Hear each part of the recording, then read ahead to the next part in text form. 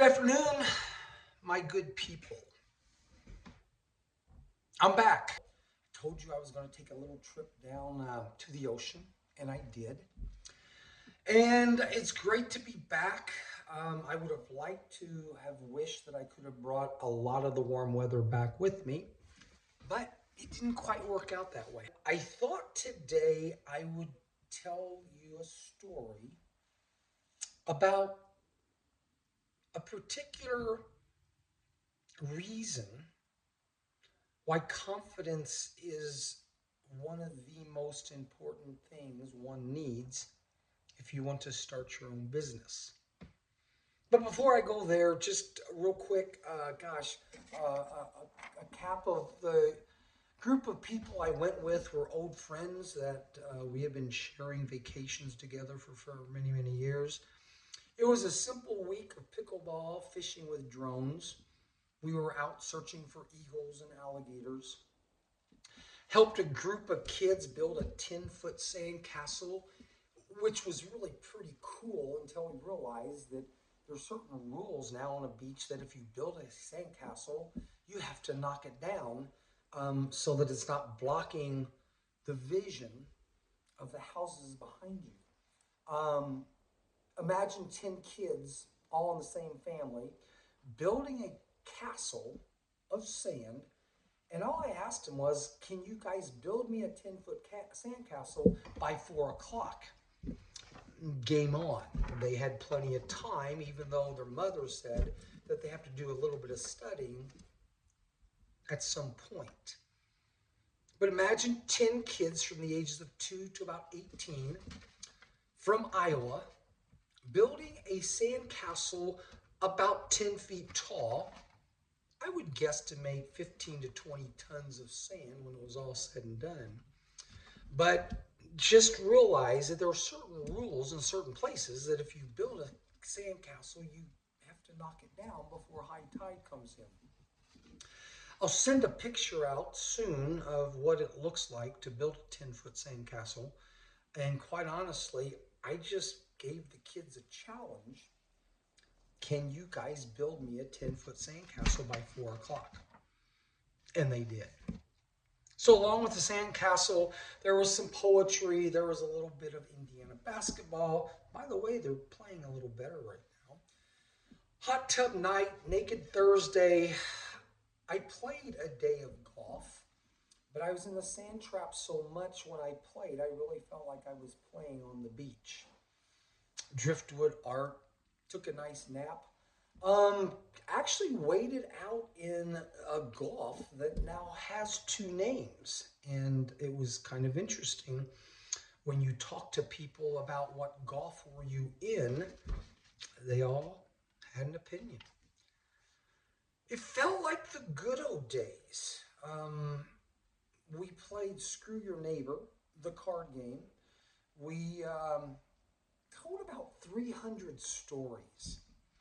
And at the age of 65, believe it or not, we almost felt like we were back in college on spring break again. And that was just day one. Great trip, great friends, great weather. But it's good to be back in southern Indiana again. And today I got to tell you the story that I shared with a number of people while I was down there. The story basically is a moment in my life where all was good. I was on a beach, my family, but something occurred that really surprised me. You know, I don't like to brag very much. I prefer to tell you stories about things I've done wrong instead of things I've done well. But there's been a few times in my life I've made the newspaper, and most of those times I kind of knew it was happening. But this was a case where I kind of made the newspaper and didn't realize it until later. The story goes a little bit like this. For 20 years, I think you've known, I've taken my family down to Destin, Florida. Destin, Florida was about 9 hours from Evansville. Great beaches, Emerald Coast, Some of the most amazing deep sea fishing down there years ago. But Destin, Florida, for our family was that yearly getaway where we could just really cut loose, enjoy ourselves, and get to play in that great big lake. One particular year we were going down, I would usually like to leave late at night, drive through the night. We as a family would get there early in the morning, and then we would just have an early breakfast and then begin our vacation. On this particular morning, though, as we were pulling into the local restaurant, I'm listening to the radio. The radio, there's a newscast going on in Destin. And as I'm listening to the radio, they're talking about an issue that is affecting the entire city, much less the coast, the Emerald Coast. They're talking about a situation that is occurring that is more and more large apartment and condominiums and hotels are now starting to line the beach. There's become an issue. There's become a debate. There's become a problem in that these large condominiums, these large hotels, are feeling like all of the land from the hotel to the ocean should be theirs, and they should have control of that. Well, unfortunately, for the thousands and thousands of residents of Destin and many other cities on the coastal area there, they didn't quite see it that way. They had been using these beaches for generations and generations, and there was a big debate on how much of that beach in front of the building that the owners of the building had access to, and how much of the beach in front of these buildings that the residents, if they so wish, should be able to enjoy. It was ironic that when I go into the restaurant and we're taking our orders, I actually see a newspaper in their front page. They're talking about the same thing. It seems like the city council has been trying to come up with a logical explanation. They're trying to come up with a way that it's fair for the residents of the city as well as the owners of the many hotels that are now beginning to line most of the beach in the Destin area. This isn't just a Destin issue. This is happening all over the country, the Great Lakes, East Coast, West Coast. Who deserves to own the property and control the property between your buildings and Mother Nature? After being there for several days, I remember one morning waking up and my son Quinn, my oldest, he was about 9 or 10 at the time, he was ready to get out and he was ready to start swimming in the Gulf. Because as good old Boy Scouts and people who love the water, we were the kind of people that would go out there and we wouldn't just swim in the waves. We would literally swim out maybe a quarter of a mile, and we found a really cool sandbar under the water, of course, that had a lot of sand dollars. So Quinn says, "Dad, come on, can we go out swimming early?" Sure, Quinn, we can. But as I looked out the window, I saw that in front of our hotel, unfortunately, there was a red tide, a lot of seaweed, a lot of algae. It's the kind of material you just really don't want to do a lot of swimming in. But it was interesting that just on the other side, the hotel next to us, sure enough, that water was crystal clear. It was pretty obvious that the way that the tide was moving, that the red tide was shifting towards the east. So, come on, Quinn, we'll grab the cooler. We'll grab let's just leave the chairs up here. We'll grab a couple of towels and let's go on down to the beach and we'll start our day. Mom and the other two boys can come later. We get down to the beach, and as I had witnessed, every part of the water in front of us was full of algae and seaweed and all the kind of things that's not too fun to swim in unless you're a fish. So, looking to the other side, maybe 50 feet away, was a sign, and there was maybe a boundary, I guess we could call it, whereby everybody on that beach were feeling pretty good because as they were laying out now, they were having a pretty decent time. I started thinking about the article I'd read and the radio station, and I realized that, okay, if all this is correct, we, even though we're just the neighbor of this location, we should be able to go over, and as long as we stay in the area where the high tide comes to, everything that was below that was considered public property. At least that's how I understood it. And I was pretty confident that, you know what, Quinn, let's you and I go over. You can swim in this perfectly clear, beautiful water. And, you know, in about a half an hour, 45 minutes, Quinn, the tide is going to move on, and then we'll just come back over to our side. We had been at this hotel a number of years, and I had gotten to know Scott. Scott was the manager of this hotel, and I knew that I could always talk to Scott about what my plan was, and I think Scott would be okay. What was interesting was that there were a number of other people that were on our side of the beach that we began the discussion of, hey guys, I'm going to go over to their side. We're going to go ahead and swim in the water. And in a half an hour or so, once this tide now moves its way down, we can come back and we'll enjoy ourselves. Because there were some other parents that had kids that wanted to do the same thing that Quinn wanted to do.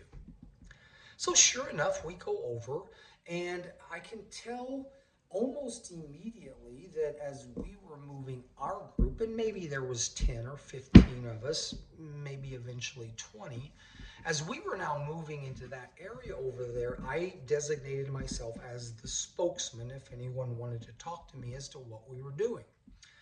Immediately, Quinn goes out into the waves. Quinn was a very good swimmer. He learned at the age of 1.5 in our hot tub how to swim. And sure enough, Quinn's swimming. The sun is out. The people are now kind of around me. And all is good in the world. Well, for about 5 minutes. You see, it seems like that maybe someone who was in this other hotel didn't like the fact that we had just kind of walked over into their property, and maybe they weren't in a sharing mood. I don't know. But sure enough, as I'm sitting on the cooler and I'm waving to my son, a gentleman comes up, and we're just going to call him Fred. Fred comes up and he lets me know that he is kind of the maintenance man slash beach guy slash pool man. Basically, he's the one kind of in charge of keeping the place clean and maybe keeping people happy. I introduced myself, and as I did, I pointed out to the water, hey, you see my son? That's Quinn. Quinn, wave to Fred. And Quinn waved to Fred, and he was in a good spot, a happy place. But Fred was not in the same place that Quinn was. Sir, I'm sorry, you and your group who have come over from the Holiday Inn next to us. You guys, I'm sorry. This is a private beach, and you're not able to be on our beach. Well, Fred, I understand you definitely got a job to do here, and you've got to tell us what you feel is important. But Fred, if I understand correctly, And by the way, Fred, do you see my son Quinn? Quinn waved to Fred again, and he didn't really wave to Quinn. If I understand correctly, sir, two things. Number one, we're only going to be here for about 20 or 30 minutes. Okay, you're well aware the red tide is in front of our hotel. And if the red tide was in front of your hotel and you wanted to come swim on our property, I don't think anybody would complain. But number two, Fred, I think if I understand the newspaper and your radio, I think that actually your property privately only goes to where the high tide line is. Isn't that correct? It just so happened I wasn't sitting that far from the high tide line, which you could easily tell because of the debris that's left over every night as the high tide comes up. Well, sir, there's a number of different people that think of this in a number of different ways, but we at our hotel, we don't agree with that. So, no, you and your group of followers, you can't stay here. Okay, well, gosh, it's only 10 o'clock in the morning, and I really kind of felt like the only person I really cared about that moment was my son Quinn. And again, I said to him, so let me ask you this. You disagree with what your city council and what the committee is saying about what's private property and what is public property, right? Sir, I just work here. Do you really have to create this issue? Um, do I need to go and get my manager? Absolutely. Let's get your manager because honestly, I'm just really curious because I feel like it's pretty much spelled out that everything from the high tide line to the ocean is open to the public, and everything beyond that, that's all yours. Is that correct? And so, yeah, why don't you get your manager? She or he can come down. We can have a conversation. And if you feel it's that important and you guys don't want to share your beach and you don't want to share your water, yeah, let's have a conversation. Inside, I'm thinking, okay, if the manager does come down, that's going to give us another 15 or 20 minutes. By that time, yes, I think most likely the tide will have moved on and this will become a moot point. The other side of me was, I just like a good debate. And I also I want to know the facts of what I'm hearing and reading versus what they're interpreting. To make matters better, just to be sure, as the waves were now coming in, I decided, okay, I can at least do this. The people on my side were coming up and saying, hey, so what do you think, John? Do you think we should move? Do we have to move? And I'm saying, I want you to do what you're comfortable with, but I'm pretty sure I'm going to move my cooler and my towels, move them down just a little bit. In fact, I'm almost going to be kind of in the waves. It's kind of nice, having my feet in the water, in the sand. And sure enough, they followed me. And it was interesting. You could hear two sets of conversations. You could hear the conversations from the people who stayed at that hotel that were in their chairs. They were kind of discussing, some of them in a disgruntled way, of why this issue was going on. My group, on the other hand, was saying, you know what, in all reality, we just would not see ourselves having the same issue if this group came over to our side for 20 or 30 minutes. But bottom line is, I was back in a good place because the waves were now coming in and out, and all was good. And then I heard some rumbling. I heard some rumbling in the crowd behind me. And here I look up, and here is a lady. She looked kind of manageristic like. She was in a pink red jumpsuit. She was wearing shoes that I don't think were made for sand. And I could tell by her face she would rather have been behind a desk or somewhere in the hotel or maybe even around the pool, but I don't think she spent a lot of time on the beach. She comes up to me after talking to Fred, and she says, "Sir, is there a problem here?" And I said, "Ma'am, of course not. There's no problem at all. Everything's fine as long as you're fine." And I said, "But before any further, look," and I pointed out to Quinn, my son, who is now up to his chest in the water. And I said, "That's my son, Quinn." I said, "He's just swimming a little bit today. You've got a really nice, clear path of water here. And Quinn, would you wave to this nice lady?" And sure enough, Quinn, having no idea what was going on, he waves to the lady with a big smile.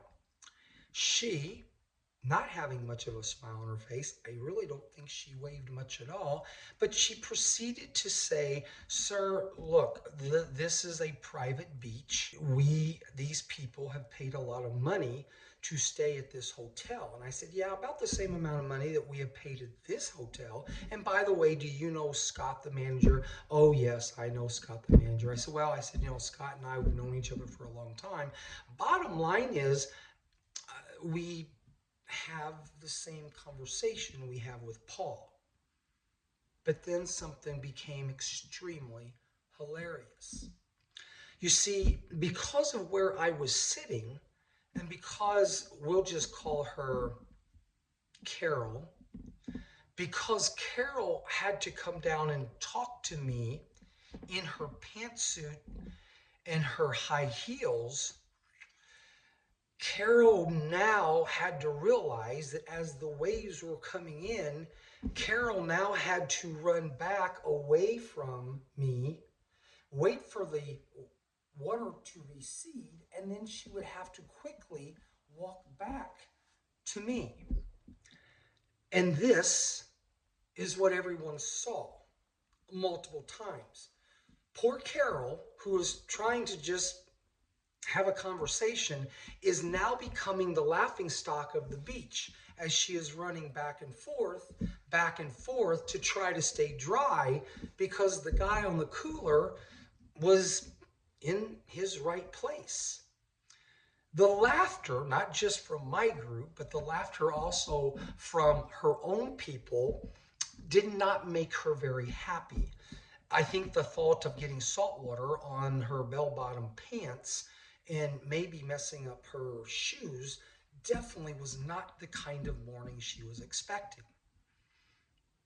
A side note, anytime I'm having a moment with someone, anytime there's a debate going on or a conversation or just a group of people together, when laughter starts to break out, in my opinion, that is a God moment. When laughter created by a variety of people is so loud and so obvious, I believe that that is God, who I do believe has a sense of humor, is saying, "Carol, maybe this isn't the battle you want to fight today." However, Carol, who now manager, main man on campus, even though she is a woman, Carol now is being looked on by hundreds of eyes. And yet the laughter and the frivolity of her trying to run back and forth between the waves coming in and out, and I'm just sitting on my cooler drinking a ski, she becomes a little irritated. Well, I think this is probably the first time in my life I've ever made someone irritated. As my wife says, "No, I don't think so." She then comes and she asks the question. "Mr. Schrader, is that your name?" "Yes, John Schrader." "Mr. Schrader, this isn't right. This isn't how the city council is saying, and this isn't correct. Mr. Schrader, do I need to call the police?"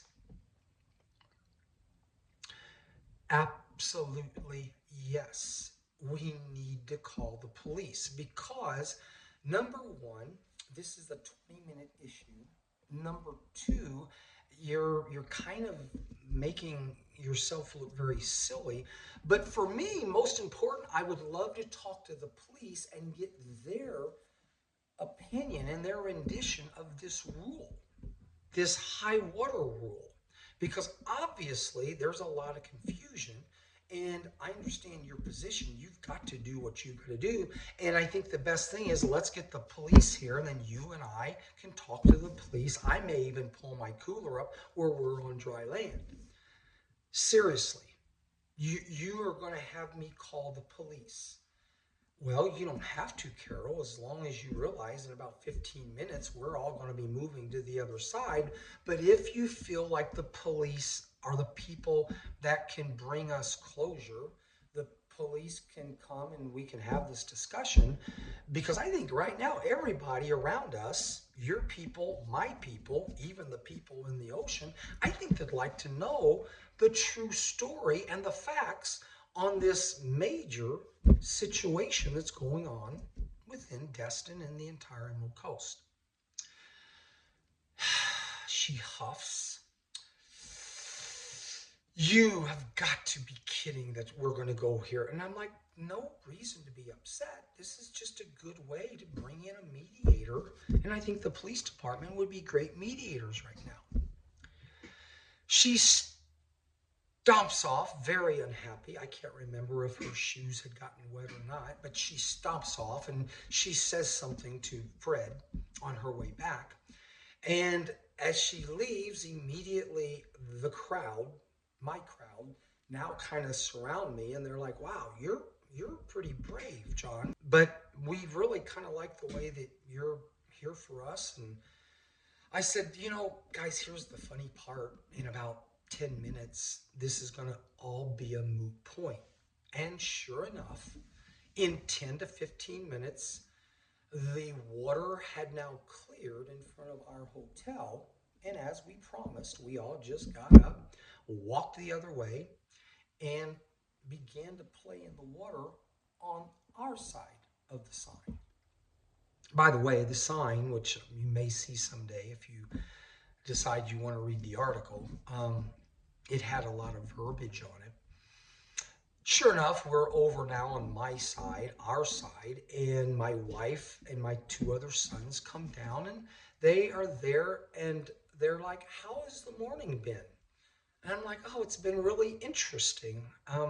There's been, a little bit of a difference of agreement, but Quinn's had a great time because now Quinn is swimming in the front with his other brother, Dawson. And my wife is kind of like, so sounds like there's a story here. I said, yeah. I said, it's not that big of a deal, but, I proceeded to give her the Reader's Digest version of what occurred. The rest of the day went well. The next morning, I actually see Scott, my manager, and we're talking. And I said, oh, Scott, by the way, I said, if you hear of something that occurred yesterday over on the other people's beach property, and you heard about some guy that was asking questions and waving to sons and watching ladies run back and forth across the wet sand, it was me, and I basically told him what was going on. And he basically agreed with me that, yeah, John, it is. It's become a huge issue here in Destin, and you're right. Right now, where we stand is the high water mark towards the ocean is public, and everything above that is private. Well, makes sense, and I'm just kind of interesting how it was so funny that I actually got all this information the day before I came down here. Again, my research told me that I was correct, and if I wasn't correct, then my mind told me I want to hear where I'm off base. The rest of the trip was wonderful. Same old deal. I took a day of deep sea fishing, caught a lot of fish. We had a wonderful time on the beach, and it just so happened, like all great vacations, this one had to end. I had talked to Scott the night before. Hey, we'll probably be back again next year when we do. Love to come to your place. You guys just do everything right here. At least our family at our stage in the game, we just love being here. The next morning, I'm getting ready to leave. The car is being loaded, and I'm just about ready to head off where all of a sudden I see Scott running towards me, yelling, John, John, you made the paper. Front page. What are you talking about? I made the paper. He was carrying like 3 or 4 newspapers with him. No, no, you've made the paper, your front page. Sure enough, I grab the paper, I look at it, I begin to read it, and here, full front page, huge headline: Belligerent beachgoer causes a moment on the beach. Belligerent beachgoer, blah, blah, blah. There it was, a picture of Fred standing next to the sign and 1 or 2 police officers standing there with him. Sure enough, Scott, my good friend, caught me just in time to let me know that you, John, created enough excitement, interest, um, maybe chaos, that they have now written a big article on your moment in the sand. Well, pretty interesting. I guess I take one of the newspapers with me. I'd love to read it on the way back. And I kind of funny how I never saw this one quite coming. Um, but I think it's worth reading because, if I created this moment, shoot, I'd like to hear what they have to say. So, sure enough, on the way home, my wife reads me the article and it pretty much tells the one side of the story. It tells the story of this hotel and the management and the people that worked there that were frustrated because there were other people from the hotel right next door that came over and barged into their property. But then there was, some other paragraphs that talked about um, why did this gentleman feel so confident and strongly that by being in the area that he was it legal or not? The article, I would say, was probably more one-sided than the other, and it was probably obvious because the person doing the interviewing probably talked to Fred and probably talked to Carol and probably talked to some of the other people that were there. They didn't know me from Adam, and they probably didn't know how to contact me, even though I had told them that if where I stayed and that Scott could find me or whatever. Life went on, as it always does, and I actually kind of forgot about the whole thing until 2 weeks later, I'm home and I get a phone call. Hi, is this John Schrader? Yes, this is John Schrader. Who am I speaking with? Hi, this is Miss So-and-so, and I am with the Destin Log. The Destin Log? Yes, we're the newspaper here in Destin, and we were looking for you. Would you be willing to talk to us in an interview for a while? Well, of course, I'd love to talk to you. You seem like a nice lady. And I'd be more than happy to discuss whatever you want to discuss. Well, thank you, Mr. Schrader, because we have been looking for you because, there's always 2 sides to every story. And we just wanted to get your opinion on what actually happened that day, the timeline, and what you were able to say and do, and so on and so forth. Sure enough, for about the next hour, I was now being interviewed by the Destin Log to give my side of the story. They were very nice. They asked the kind of questions that I would be asking. And the bottom line for them was, Mr. Schrader, yeah, you have kind of brought to the public's attention exactly what the city is dealing with right now. And we just definitely wanted to get your opinion on how you see things and why you felt comfortable doing what you did. And it was kind of nice that, nobody got hurt and no one was in trouble. And we just felt like it was only fair to the residents of the city that they have their voice heard also. And she said, even though you're not a resident of Destin, you seem to be the kind of person that is taking the side of the resident. I said, it's funny. I said, the sad part of all of this was about a half an hour ordeal. In my opinion, the saddest part of all of this was that I am a person that believes in sharing. And if this would have been a 5 or 10 or 12 hour ordeal that was going to change drastically, well, then maybe we have that discussion. But I'm just curious if the people on this side of the sign had been dealing with the red tide that we had been dealing with, and they wanted to come over and enjoy our water, I guarantee you I would have loved it. I am kind of a, more the merrier kind of person anyway. But the bigger issue, the sadder issue of all of this was that the individuals that just simply walked 25 to 50 feet from their beach over to the other beach for a short period of time, how it created an unfortunate, frustrating moment where I'm pretty sure if God was looking down, I think he'd just say, hey, let's kind of give them a break.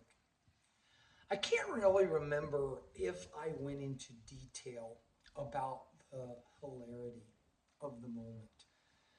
To this day, the laughter that was occurring for this poor, shall I call her, manager that didn't want to play in the sand that day, the laughter that was occurring um, was unfortunate for her. But for myself, because one of my mantras is he has a sense of humor, and when humor is out there, it is interesting how so many times in our world, the people that can laugh and enjoy and are thrilled by the moment are usually the happier people versus those who are mad and frustrated and because of their frustration they are creating the funny moment because of their madness and because they are taking this in a step of a negative direction. They get so frustrated so many times, and the people that are laughing are usually, in my opinion, the people that are just dwelling on the positive and dwelling on the moment. And this, in my opinion, is what made this such an easy decision for me that day. I don't even know if the Destin Log wrote a second article. I don't know exactly where Destin, Florida stands now and what is private property and what is public property and how the tides change. I guarantee you that this is a product of biblical proportions because I'm sure all over the world there is this question of who owns what part of the ocean, who owns what part of the beach. For years and years and years, this story, this moment, is pretty much hidden. I never really thought about it that much, except maybe I was by the ocean.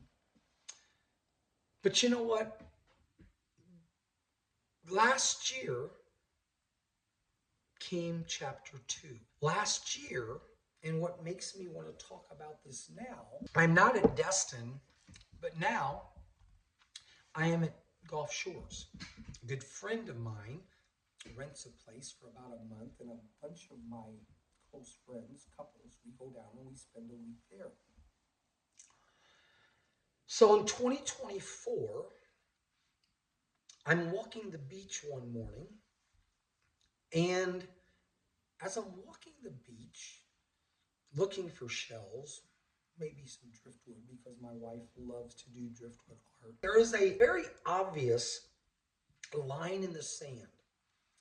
This line in the sand, which again was the high tide line, was extremely full of shells and wood and materials, both good materials and some plastic materials, that created a very defined line on the beach. About 200 feet from our huge condominium was a number of small houses that lined the beach, 4, 5, 6, 7, 8 houses deep. And while I was walking in this small pile of debris, there were a couple chairs. One was upright, and one of the chairs was leaned over to the point that as the waves were coming in, this chair was rocking back and forth somewhat. Well, my good Samaritan Boy Scout moment was I don't want this person or persons to lose this chair, so I'm going to at least write it up. I'm going to be able to put it exactly where it's at, which was in the pile of debris. And then for a moment, I thought, I'm just going to kind of sit here and see if I can see some of the dolphins go by. Now, this chair, understand, these were the kind of chairs that you'd probably buy at Walmart for about $5 or $7 a piece. They were those plastic, flimsy chairs, but still, it was a lot nicer sitting on that chair than having to sit on the sand, because nobody wants to get sand on their swimsuit, correct? I'm sitting there for about 3 or 4 minutes, and sure enough, behind me, a gentleman, I'd say he was in his 60s, comes up, and it looks like he wants to have a conversation. And sure enough, I love conversations because I just love people. And we start talking. I'm like, yeah, I said, this is a beautiful day, the beach, there's going to be a lot of people on the beach today. And I was looking for a wink or a nod or a smile, but that didn't happen. What I got was, sir, are you aware that you are on my personal private property? This is my beach, and it just so happens that this chair, whether I say you're sitting in this chair of mine. Wow. Okay, well, once again, you don't have to be a PhD therapist to understand that, again, this man was not the happiest man in the moment. And I proceeded to apologize, and I got off of his chair, and I'm like, I'm sorry, but I think when we're talking property, I'm pretty sure this is the high tide line, right? That's all I had to say. High tide line was kind of like an electrical shock to him. High tide line, I believe, is the line that none of these people want to discuss because of where it went 20 years ago. We're almost back there again. No, that is bullcrap, he said. That's not right. The high tide line is not the way we do the property. And but sir, so people cannot go from one end of the beach to the other end of the beach if they come to your place because you got this sign up there that says this is your private property.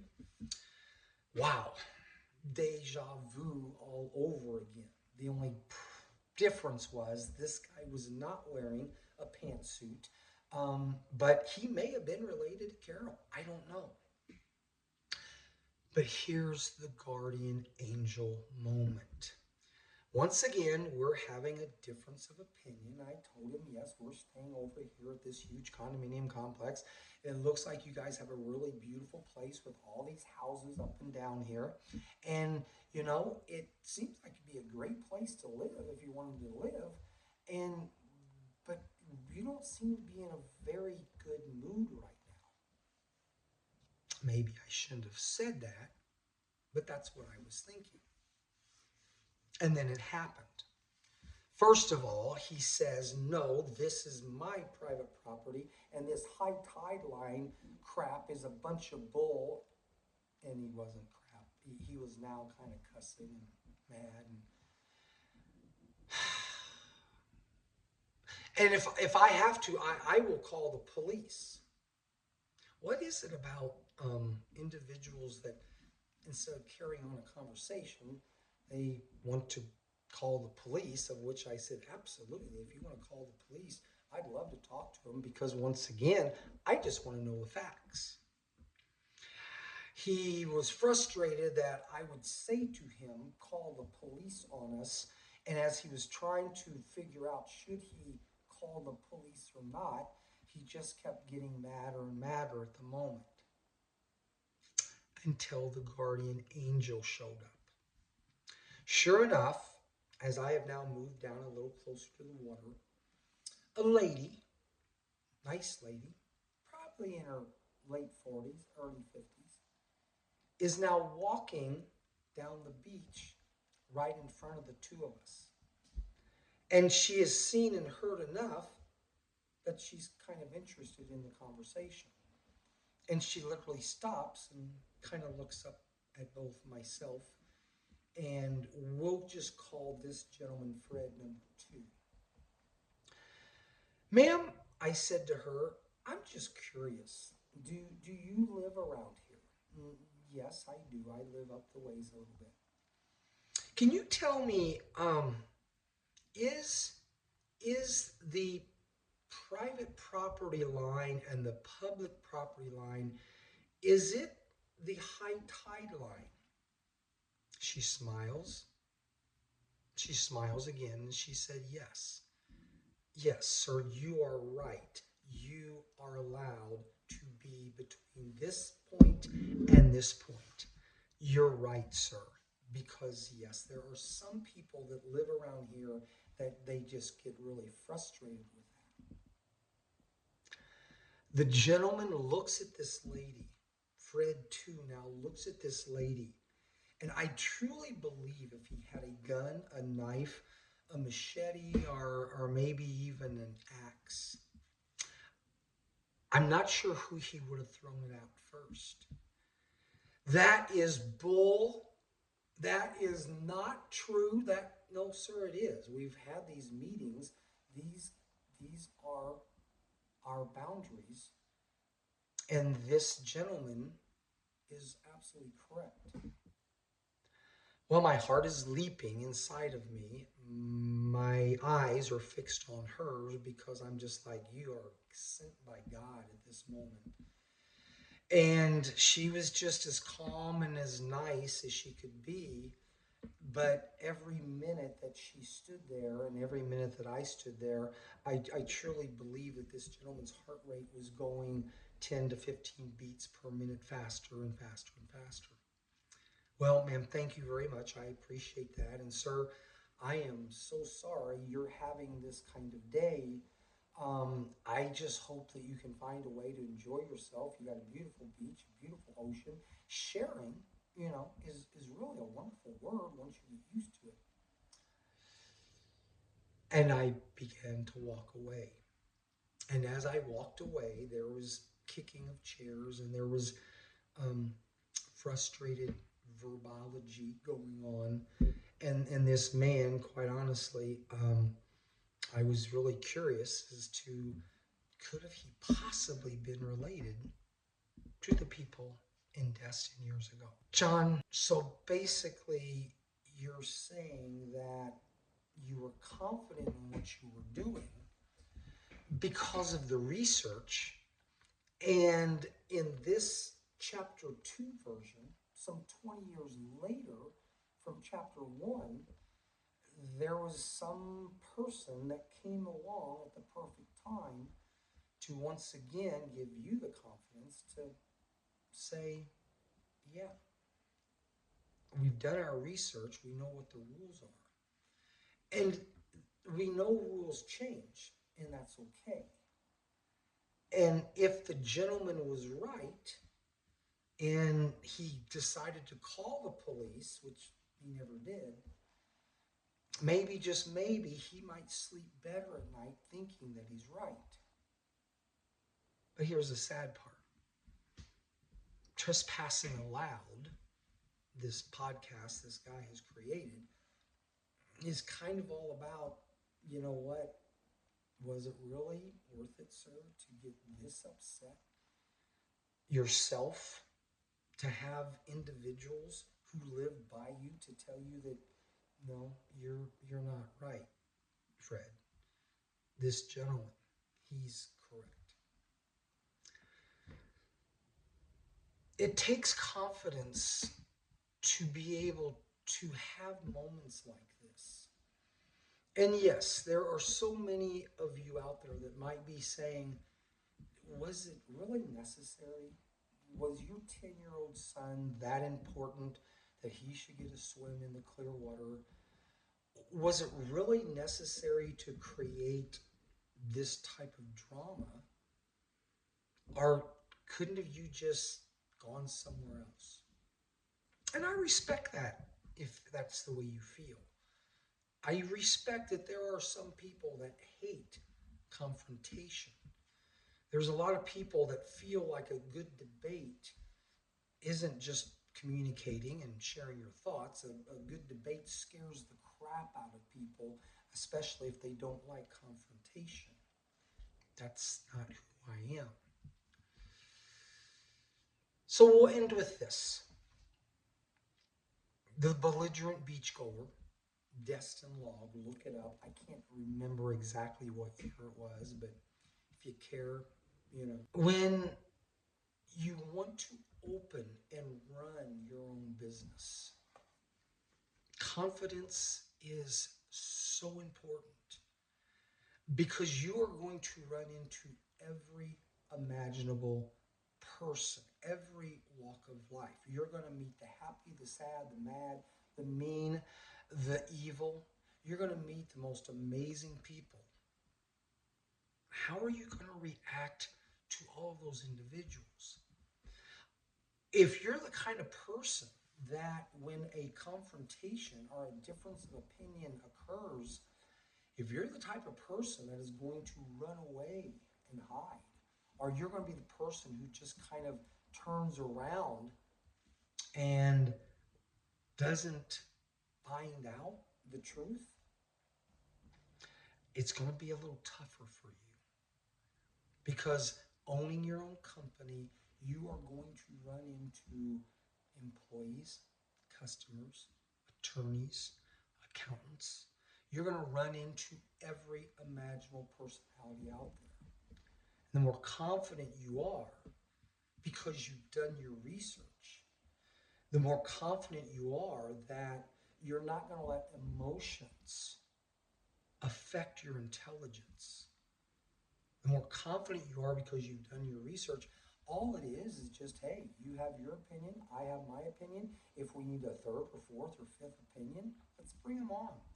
But I'm certainly not going to think of you as a terrible person just because we disagree. You may think of me as a terrible person because we disagree, but I'm just telling you I'm human, you're human, and ultimately time will tell who's right or who's wrong. Sometimes both people are right, sometimes both people are wrong. But be confident in what you do by doing your research. And you know what? I often wonder if the police would have gotten there that day and I would have been there and we would have had the conversation. Would have I gone to jail? Would have I fought and fought and fought and then eventually, sir, we're going to have to. No, never would have happened. They would have told me what they thought, and I would have told them what I thought, and I would probably have respected and thanked them for being the police officers they are, the first responders that they are. And I think I could see myself shaking both of their hands. And then I would probably have said, "Oh, and by the way, officers out there, there's my son Quinn. Can you wave to him?" Because I do think if Quinn would have seen his dad talking to two police officers and the police officers were putting handcuffs on me, I do think that would have been an interesting moment for my son, but it never happened. If you're going to own your own business, I want you to have the confidence and the courage to put yourself out there. Even when people oppose you, do not let someone else's negativity keep you from following your dreams. Let them wallow in their own frustration. Let them be the ones who are frustrated and mad, and you use it as a learning experience. But I promise you this, if by chance you are laughing your butt off and the people around you are laughing their butts off, you're probably in the right place. And that's exactly what happened that day for that poor lady. She was not the one laughing. But I have a rule of thumb that if you're able to laugh it off, if you're able to see the humor, if you're able to feel that joy in your heart that things are good, so good that you just can't quite believe what you're seeing. And to this day, I wish I would have had a video of it. You're fine. Never be afraid to challenge those who wish to be your opponent. They're out there. We're always going to have an opponent of some degree. Whether it's a sporting event or a debate or a political moment or a business moment. Never be afraid to challenge those who wish to be our opponent. And let time teach us who was right and who was wrong. Remember, if you study your track record, okay, you study your track record year after year after year, are you winning or are you losing? If you're losing a couple, then adjust what needs to be adjusted. But the confidence you need in owning your own business is going to be that person who realizes you don't like getting beat. No one does. But doing the research, being able to communicate your side, and eventually shaking that person's hand and saying, hey, we just have to agree to disagree. I think we as a country could move so much farther than we are right now.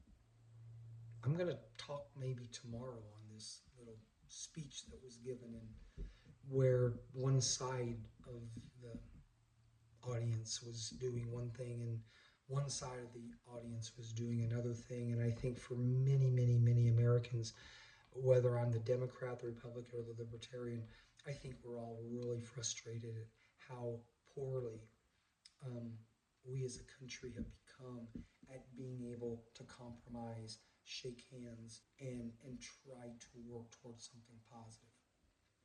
We'll see where that goes. But right now, let me end with this. I love the ocean. I love the waves. The sea, they have the biggest waves that go on and on for days and days. And never will I ever see anything as amazing as the sea. Yeah, it's the shortest poem I ever wrote. I love my team. I do like a good conversation, and sometimes it gets into a debate. But I'll tell you who I loved so much more than anything in the world. That young lady who came down the beach that day and let her neighbor know that he was wrong and some bald headed guy from Indiana was right. I I just love that woman. I never got her address. I'd send her a Christmas card if I could. So, confidence, confidence, confidence. Be confident in being your own boss.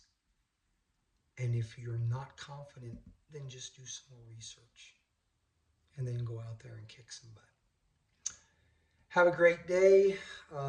Looking forward to meeting with you and talking with you all again.